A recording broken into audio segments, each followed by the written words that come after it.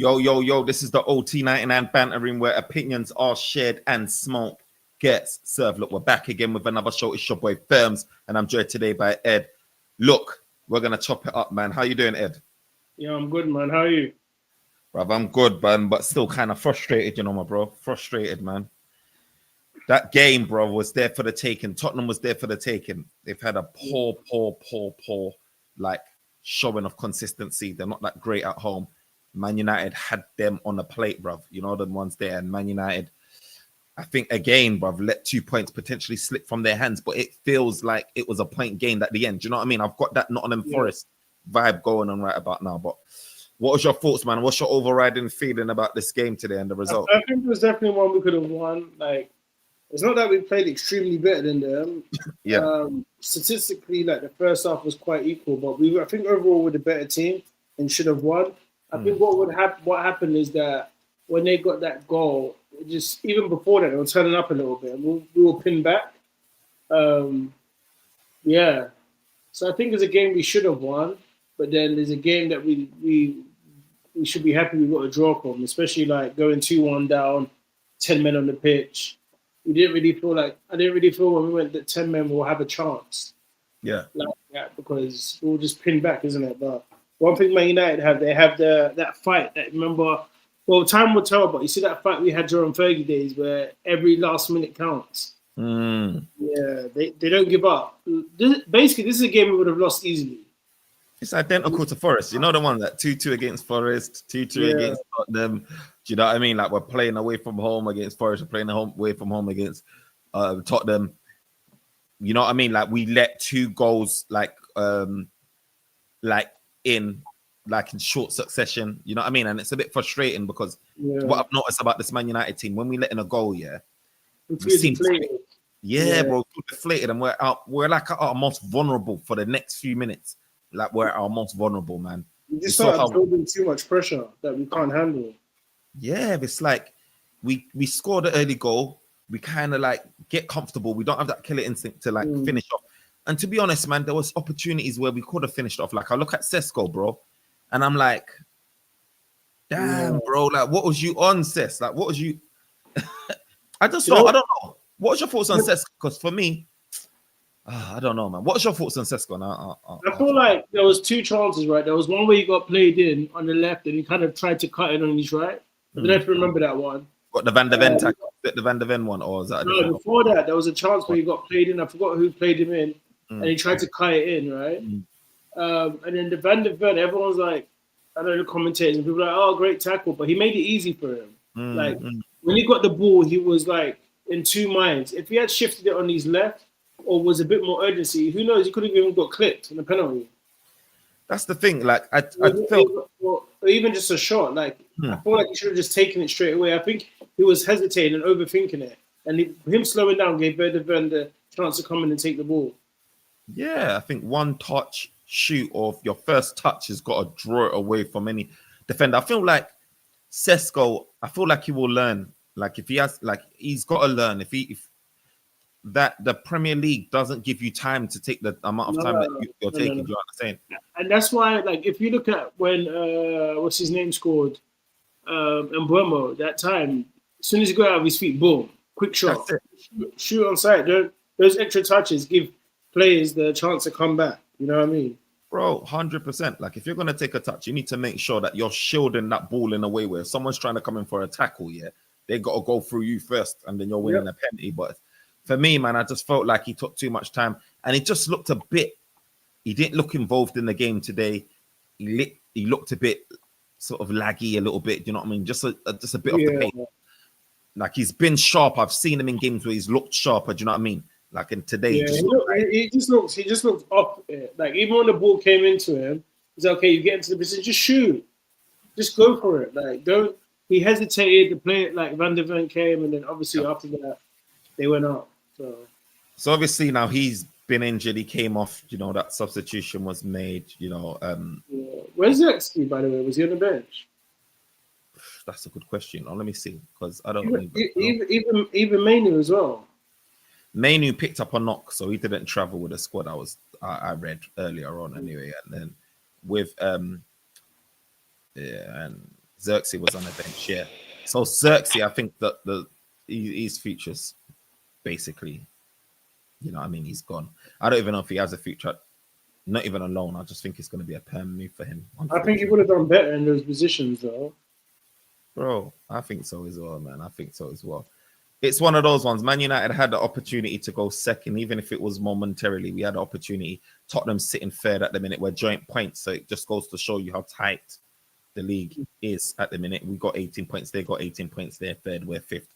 Obviously, the goal difference is what's separating us. Do you know what I mean? And it's funny because at the moment, as we speak, although some teams have still got to play, but you've got Tottenham, Liverpool, Sunderland, Bournemouth, Man United, all on 18 points. So it's interesting still. But look, at the end of the day, man, I'll just get some other things out of the way, like Dorgu. What's your thoughts on Dorgu? I know. I feel like defensively he done well, but he just looks off the pace to me. Maybe I'm being too critical. I just feel like attacking wise, so let's see what only Wave Ballas says quickly. Amra has no answers for the shit Spurs team, just like the final he lost us. Shocking in-game tactics, subs rubbish. Amram is allergic to beating Spurs. Pathetic, get rid. Ooh, that's hot. That's a solid, bold statement there. You know, Amarim get rid. Yeah, I thought he was winning over some of the fans, but clearly not. My only Wavy Ballas is saying, nah. Do you know what? Yeah, what I've noticed about the team, and I think obviously when we concede, we look very, very, very vulnerable. Like before, it used to be like, oh, when we start a game, we're very vulnerable and we concede. It's changed to Man United play our best football in like the first 10 minutes. And hopefully we need to get a goal. Then outside of that, we kind of capitulate. What I've been noticing now is when we make these mass substitutions, we look very shaky. Do you know what I mean? And it could be what I knew, like, you know, against, was it Forest, when Casemiro came off? It was like a vortex, like a void left. Bro. But just back to your point before I forget, I just think with Dogu, I don't know, I feel like he's not really good in the final third. Like, there was a point where he had a cross that he done it across the goal and Ahmad was the only one in the box. But if he had played it back, like dragged the ball back, Ahmad would have had potentially a chance. But yeah, I don't know. He just seems to like not seem like he's fit in yet or adapted as fully. Defensively, he's good, and that's because he's quick. But this in the final third and what we need for a wing back, it just seems to be lacking that a bit. Yeah, I mean, if he was a left back, I would have said, okay, cool. Like, you could be all right. And even as a left back, like, you still want your left back to at times get forward and be able to whip him across. Yeah. I think with Dorgu, when he does get forward, it's hit and hope. Do you know what I mean? I feel like he needs to obviously, you see what Ahmad's doing. His first touch is great. Like, Dorgu's first touch is going to get him into trouble. His control is going to get him into trouble. Do you know what I mean? It makes you overstretch. It makes you lose out on the ball. It does like all of these things. And his ability to like take on a man, beat them, get forward, whipping across. I don't know if he's ever capable of doing it. Yes, if he gets a through ball in and he can use his physical abilities and stuff to put himself in front of the ball, whatever. But outside of that, I feel like we need someone a bit more like attacking. And a technically gifted score, or they can assist. He's just very rough, isn't it? Around the edges. He's rough, man. And I'm looking at the defenders that we've brought in at left back. We've had Leon, who to me looks like another like Leon. I haven't seen much of him, so I don't want to comment too much, but he looks like a physical nature. I'm not sure how good he is technically. And then you've got Malasha, who we brought in again. He looks like he's more rugged tackling than attacking offensive, you know what I mean? And I just want I know Amarim was looking at Estopian before we didn't end up getting him, but you can understand why he was looking at that type of profile, because he's a guy that likes to bomb up and down the wing, put in a cross, he can run at a man, he can duppy a man, dribble, you know what I mean, and take on guys. And I just feel like obviously there's a reason why everything has been going down the right hand side with Mbeumo and Ahmad and them times. I'm not. But the thing is with so it was interesting though. Like even with I think was it only way? What's his name? Only Ballas. Let me bring up his comment again. So he says, so I feel like in tactics, I was surprised that when we brought on Sesko and Mbeumo didn't go to the right hand side and play with Ahmad, because their connection's been quite good, you know what I mean? I think taking off Cunha was maybe, I don't know, like maybe because of the legs, but Cunha is good at like just traveling with the ball. I think some like even taking Dogo off a bit early was a bit for I don't know. So maybe something. It may have been. Look, at the end of the day, yeah, when I understood that he needed to make some subs because Dorgu, like I said, he doesn't give me. He was on a yellow, so it is what it is. You can understand it. Maybe he could have played an extra 5, 10, 15 minutes. I don't know, but he was on a yellow. Maguire was obviously injured, Yeah, had a hammy, and then so I can understand it. And then obviously Mount isn't. He's the guy in form right now, so you want to get him involved as possible if you see that. yeah.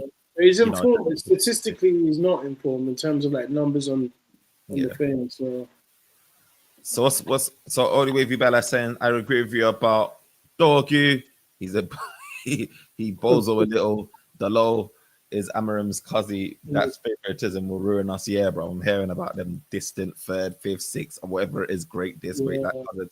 If Chelsea and Palace win tomorrow, we are ninth. That's mad, and that's how tight. This is how mad the table is. You know what I mean? The table like is crazy tight. Like everyone is separated by like probably no more than 5 points, like in the middle of the where we are, like 1-2 points. So it's just evident of like teams not being able to put a run together, not showing consistency. Like teams are taking points of teams more than ever. Do you know what I mean? And yeah, I mean, this is just another game where I feel like we should have won it, man. Sesko had opportunities to put it in the net. We had Dorgu, like you said, over hitting the cross or not taking the time to pick out his man. You know what I mean? We have guys like, to be honest, Maguire had a decent game. I thought it was okay. I think when Euro came on, I don't know. I didn't have that same assurance. And maybe it's tough to come in as a defender, isn't it? Yeah, man. I mean, he's young. He's still growing. He's still developed, like, you know what I mean, as a player. And he's a serious player. He's like a rate Euro. But you know what I mean? Like defensively, Shaw and Delit has just been, he was really good today again as well. Yeah, it was good. Yeah, he deserved his goal as well, man. To cap off his performance, it was definitely my man of the match as well, man. He defended well, aggressively high up the pitch as well. You can see like there's a way how we want to be playing, and that involves heavily with the centre backs. You know what I mean? Pressing aggressively and not letting these players turn on a half turn or pivot or whatever it is like that. But there's obviously a time when Xavi Simmons got the turn on us. You remember he got that swing? Bro. Yeah, that worried me. I think he put through. Was it Brennan Johnson or whatever? Yeah, so I think with United, there's still a lot to work on, man. Still a lot to work on. Because if we picked up the 4 points, 2 from Forest and 2 there, we'll be nicely in the second position. Easy. Not worrying about dropping all the way to 9. You know, the thing about Man United, here is when we make substitutions, mass substitutions, it doesn't seem to like, we don't seem, you see how Tottenham made substitutions and it drastically changed the game. Like when Man United make subs, it's always like, it's like, it's not been like a baseline. And it's more than not, it's like making a negative effect, especially in the last few games, like a negative effect. And we need to be able to replace Casemiro. Look, Casemiro, his future's up in the air going forward. We don't know, but looking at it, it's like, is he going to get a contract extension because of how Man United... Look at it. He comes off and the midfields are Mazzoline. And like, it just makes me feel like someone like Elliot Anderson is someone that is probably needed more than ever because he seems like the profile that can play with anyone and do well. Whereas we've got partners where only Casemiro and Bruno at the minute seems to be like the team that's, you know, the partnership that's working. You take Casemiro out, or maybe even take Bruno out, and you try and fill the different midfield, and it just don't have the same. It just doesn't work, does it? It just doesn't at all. Yeah, man. So, Odi Wavy Ballas is saying, Sesko and Ugarte, please speak on them too, please, because their performances were hurting my eyes. Yeah, we spoke on Sesko earlier, bro. What we said about Sesko was that he seemed offbeat. There's 2 chances that I said he got played in and he could have used his left. The first one, he tried to cut in his right and got tackled. And then the second one, when he was through, he allowed the defender to get back and tackle him. But if he was a bit more sharp or he had more confidence, I think he just shoots on sight or just attacks the ball a bit more because he slowed down and gave the defenders a chance. You know what I mean? So Go on. On Sesko, what do you feel about? Because like, I don't know if it's Gary Neville, the pundits' comments, or whether it's just like him still needing to like adjust to the tempo. But it's like he was looking very workhorse-ish. Like he looked a bit slow. You know that one where you're just a bit slow because he's had better games in a Man United shirt, and you know what I mean. Yeah. He's had better games. To like the Nottingham Forest one was a less so. He wasn't much involved. Today we saw a bit more of him. We had opportunities to like make an impact in the game, but he was just that yard off, like that pace off. You know what I mean? Even with that high boot, where you know what I mean, like it's just for me, man. I just feel like he needs to. You know, we heard some news come out about. I think I was listening to Ben Jacobs. He was talking about how Amorim is having personalized sessions with Maney, like discussions. And it's not necessarily to get him running full pelt, like not to turn him into a Usain Bolt or anything, but to get him thinking quicker. Yeah. So understanding what he's got to do before he does it. So when he receives the ball already, do you know what I mean? You're not in a position where Sesko, like feel like Sesko, when he gets that ball, receives that ball in that box like that. If this isn't a lesson to him going forward, he needs to be able to understand because you know what with Sesko, yeah, he has the ability to think fast. You know, with his link-up play is always quick, it's always decent, it's always one touch. But in the box, where he's trying to get in there, position his feet, all of that stuff, that can't really run like that in the Premier League, man. Because when you've got a machine like Van der Ven, who can run 100 miles an hour, has got the strength. Do you know what I mean? It's not going to work out. So for me, man, I feel like I hope this is a real good lesson to him, man. And obviously he's injured, which is not helpful. But luckily for him, we've got the international break. So for him, what did you think about Ugarte? Bro, Ugarte for me, man, I can see why Amarim's not starting him. I can see why Amarim's not playing Ugarte, man. Amarim comes on, yeah. I mean, Ugarte comes on.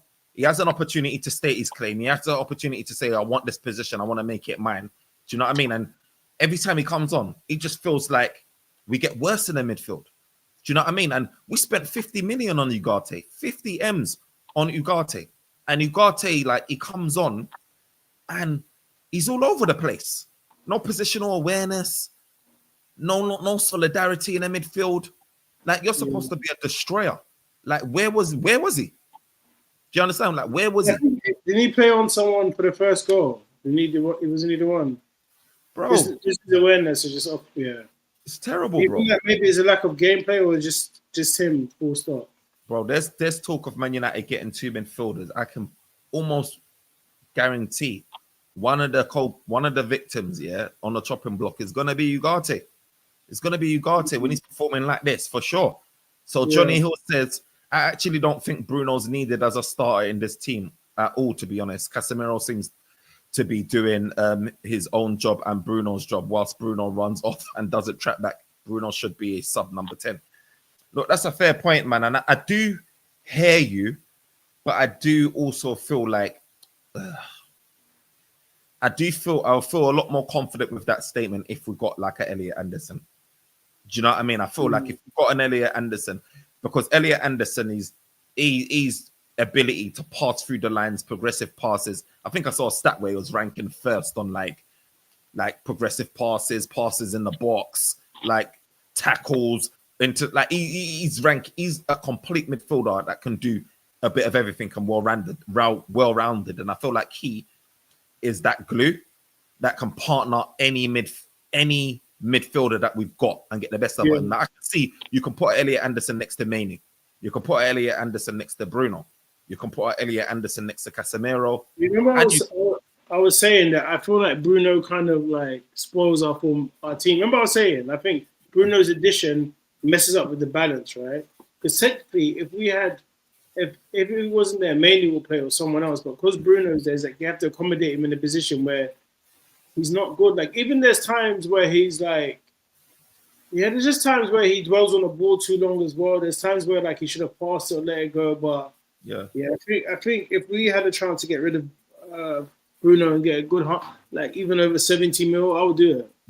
I think we're almost ready because Casemiro like Johnny Hill's right. He's got the ability to progress. Like he's good at. He can hit a 20-yarder, 30-yarder past that ball. You know what I mean? And he's good. His positioning is good as well. He can defend well, and he's not picking up too many yellows and red cards these days, which is a breath of fresh air. But I just feel like, again, Casemiro doesn't tend to see out a game. There's a bit about his fitness and whether he can play more than 60, 70 minutes. So for me, like, especially if we go into, I mean, this season, fair enough. But when you're going into next season, if Manchester United should they qualify for Europe, it depended on what we do in the market. I just feel like it will determine whether we can or can't get rid of Bruno, who's ever present at the end of the day. And I know Bruno gets on our nerves at times, but he pulls off brilliance of magic, and he's present. You know what I mean? I just worry about the other guys, man. His discipline's good, and Casemiro's an easy guy that can pick up 2 yellows, miss games, pick up reds, and all of that stuff. So I just feel like we need to sort out midfield properly before we get rid of him. And MSK on Sports says, look, Ugarte is useless, cost us today. Look, and every time Case is taken off, it's chaos, bro. The midfield is so important. Like, do you know when we looked at Manchester United last season, it was glaringly obvious, that the striker position, and the midfield issues was glaringly obvious. Obviously, Man United's approach was to say we wanna sort out the attack, and we've done that to a degree. Do you know what I mean? And now everything is like focused on the midfield, bro. Everything is focused on the midfield. And Casemiro, bro, how old is he now? How old is Casemiro? 33, 34? How old is he? About 33. Casemiro, 33. I'll double check. Do you know what I mean? And we're focused on Casemiro, bro. Casemiro. This is the scary thing. Bro. And I rate him. Do you know what I mean? He's a leader. Do you know what I mean? He's a Champions League winner 3-4 times. You know, he comes up clutch for us like hella amount of times. But come someone, we need to sort out that midfield, because we can't afford to take off Casemiro and then just plummet like this. Our substitution is supposed to be improving us, or at the worst case scenario, keeping the same level of performance. And right now, when we seem to make subs, I don't know, man. It's about 33. It's 33, that's what I'm saying. So again, MSK on Sports says we need Bruno and Cass. That's the thing. We need them at the minute. I don't think we're ready to get rid of these guys. Like, we need to do a Mazzoline in the midfield next summer. Like, if you're getting rid of those two, you need your Elliot Anderson in. You need your, I don't know who else. Belieber's looking like he's not really doing too well, but I don't know if his head's turned. Do you know what I mean? But you need 2 certified midfielders in there before you can even think but about the thing is as well is like Man United, I feel like if they want to change the midfield, they will, like same way they got Cunha and Mbeumo and Sesko, and they change the whole attack. I feel like I won't be surprised if they buy 2 midfielders and maybe another backup striker for if Xerxes decides he leaves. Yeah, I think so as well. I think Man United is almost certainly, the news as well, innit? We're going to get 2 midfielders and then we're going to get a centre back. So not even a left wing back is the priority anymore. Apparently it's 2. Do you know what I mean? Two midfielders and a centre back. But look, defensively, I think like we did okay. It's just, again, there's moments where we kind of like. But this is the problem when you sit on a 1-0 result, man. You can't just sit on 1-0 because anything's possible. When that 1-1 comes, the momentum swings in the favour of the other team, isn't it? Because they're now pressing to get the win. So in the future, you just gotta make sure it's more than like 1 goal, like at least 2 goals up. Bro, do you remember the match preview, bro? When we was looking at the head-to-heads, bro, I even bring it up now, bro. The head-to-heads, bro. Like Manchester United has not taken 3 points from Tottenham, whether it be home or away, since 2022. Since 2022, bro. Do you understand? Like, this was always going to be, like, I know people saying, Tottenham was there for the taking, and they were. But there's a reason why Manchester United is not taking points with them since 2022. There's only so long you can be, like, beating your bogey teams. Obviously, we beat Brighton. That was our bogey team. We've got points off Liverpool. We ain't done it in almost 10 years. But look, these teams, they'll come back to haunt you, man. They really would come back to haunt you if you ain't finishing your dinner. And Manchester United, the difference with Liverpool, like You know what I mean? We finished our, we got to finish your dinner, bro. Got to Yeah. finish your dinner. So, but anyway, look, we move. Who is our next fixture, man? Who's our next game, bro? The international break, right? Yeah, international break, and then we're off to. We should have hopefully a lot of our home games coming up soon.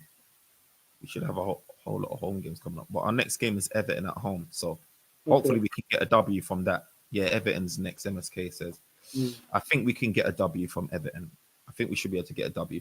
Then we got Crystal Palace away, which again is a very, very funny game. Very fun game. They're on form. They've been doing well overall. Yeah. Remember, Man United again ain't taking points off them away since 2020, bro. Like it is peak. Like them times there, yeah, we had Martial, we had Greenwood, we had Pogba, McTominay, Fosu Mensah, we had, bro. Like that's how deep it is. You know what I mean? So again, like you know what they say in it. It's one of those ones where, if you can't win the game, just make sure you don't lose it. And I think it's trying to do along the way is just trying to pick up points. And do you know what? On a positive, because I know we've run at these guys and crashed on them a little bit, but one of the positives I'll say is that they never say die attitude. That was obviously the thumbnail, and I think you know what I mean. Man United is playing to the last minute, which is good, and we can see the positives that can come out of playing to the last minute. I feel like Man United is definitely building up a resilience because again, this is another game that we lose. You can see like the importance of the signings that we made with the goalkeeper Lemans. You know, he made some good reactionary saves where if it was Binder or Nana in that position, you know, do we concede a goal? You know, defensively, I know Dorgu had a good game. I know I was onto him attacking wise, defensively put in a shift. Delit again, monstrous, put in a shift. And Bumo, you get me. How many goals is he on now? 4, 5, 5, 6. 6. So, 6 goals. What in all comps? 6, 7 goals in all comps. Look, this I guy's. think we might get the 20. You know, this season. It's just that we're not in so many competitions. That's a problem.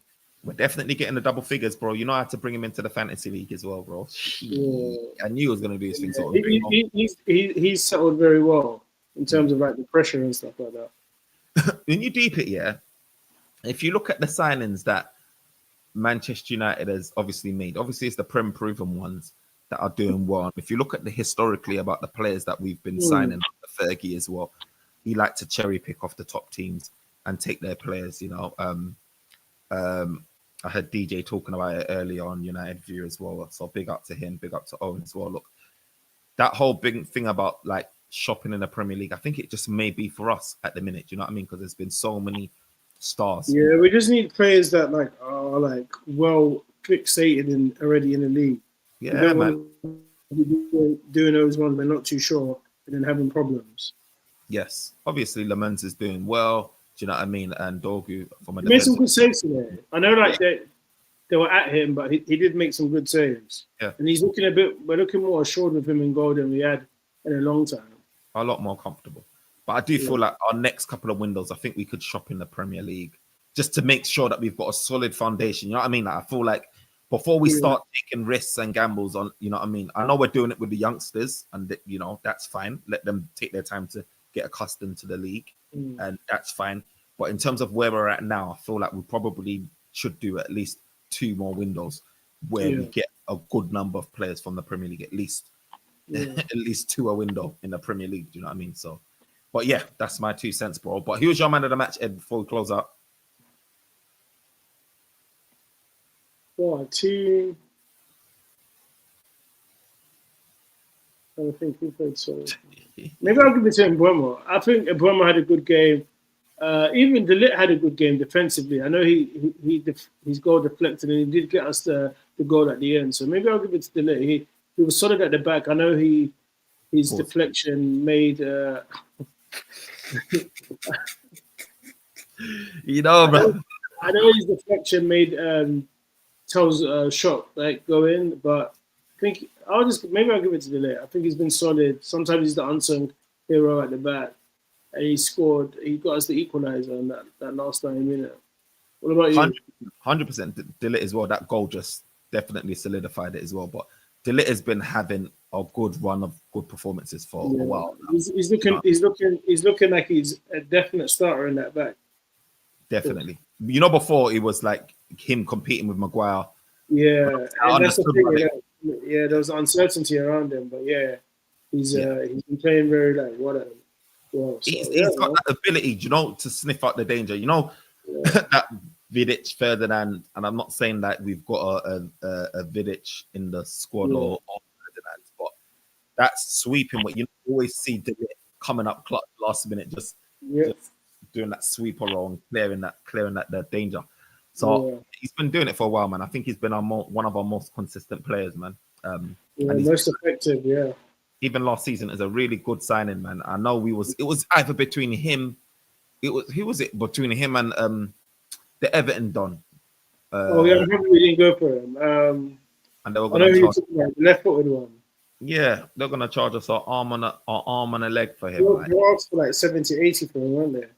Bro, they was going to charge us that, and you know we got De Ligt for a fraction of that price, man, and he's been solid. So, but very experienced and he's very young, so. He's very young still, so he's but before we cut, your prediction was right. I said 2-1 or 3-1. You said a draw. I told you, bro. I looked at the history in it, the history is a big thing. It follows you, man. You can't overlook it. And we've just got certain bulky teams, man. And I don't feel like Manchester United is in a position here where we can comfortably be saying, we're gonna smash this team. I feel like we need a few more windows. Like we had with Mbeumo and Cunha, we need a few more windows where I can start to have assurance that I know that midfield certified. You know what I mean? And it's unfortunate, you know, with the midfield, right? Say if we did get an Elliot Anderson, I feel like Casemiro will be kind of useless. You know, the Casemiro that you see now is not going to be the Casemiro that you see if we bring in another midfielder, because chances are Casemiro won't be starting. And to me, Casemiro looks like a guy that he needs a run of game. Like, you need to be starting playing. You know what I mean? If you're trying to bring Casemiro off the bench cold after not playing a few games, it's not going to be the Casemiro that you're seeing now. So, but anyway, we'll see what happens with that. But guys, remember to like, comment, and subscribe, man. Thank you for tuning in, guys, man. Big shout out to Johnny Hill. Big shout out to MSK on Sport. Big shout out to Only Wavy Ballast. Big up yourself, man. And tune in for the next one, bro. We go again, man. Hopefully we can put a decent run together, get the 3 points against Everton after the international break. But yeah, man, guys can rest. You know what I mean? It came at a good time, especially with Maguire and Sesko and all of these, man. You know muscle strains, picking up a little. Look, we're playing 1 game a week, bro. What's gonna happen when we get into Champions League, bro? That's why we need to buy some players, get a bigger squad. I'm saying Champions League like we're, you know what I mean, but you know, I mean, I have to talk it into existence. It's a possibility, man. Come on. But guys, smash the like button. Big up Ed for another show, man. It was big. And guys, I'll catch you soon. You're up international. Take care, guys. Bye.